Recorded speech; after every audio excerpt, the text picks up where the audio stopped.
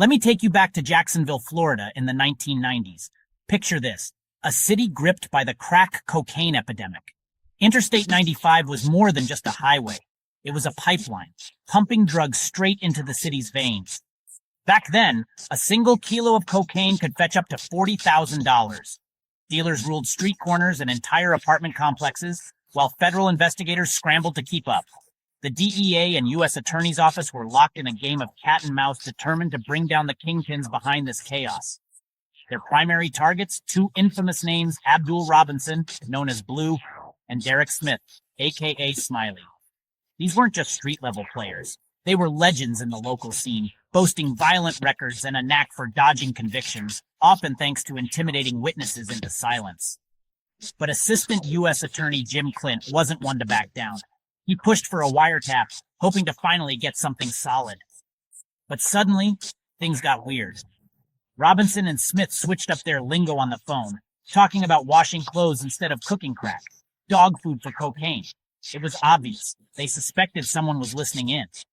Then a chilling phrase came through on a wiretap. Be careful what you say. The blue uniform is listening. That's when it hit. The leak wasn't just somewhere in the community. It was inside the Jacksonville Sheriff's Office. The finger quickly pointed to a surprising suspect, Detective Eric Sinclair. Now, Sinclair wasn't your typical dirty cop. He was a Jacksonville native, decorated with 17 commendations, a model officer by all accounts. But rumors from confidential informants hinted otherwise. Jim Clint insisted nobody's above suspicion. He assembled a task force and dug in. When Robinson and Smith were finally indicted in '99, they flipped fast. Facing decades in prison, they confessed they'd been paying Sinclair, usually $500 a pop, for inside info. As go-between, Daryl 8-Ball Crowden, a small-time dealer Sinclair had dirt on from a past traffic stop. Crowden tried to cover for Sinclair with a phony affidavit, but when the walls closed in, he turned witness, exposing Sinclair's web of betrayal. The revelations were wild. Sinclair had orchestrated fake traffic stops to steal cocaine, ordered burglaries for drugs and cash, even used his off-duty bank security job to help stage an armed robbery. The man everyone thought was a hero was actually masterminding crimes right under the badge.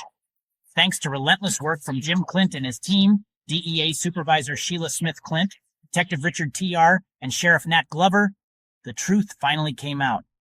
Jacksonville's darkest secrets weren't buried in back alleys. They were hiding in plain sight behind a badge.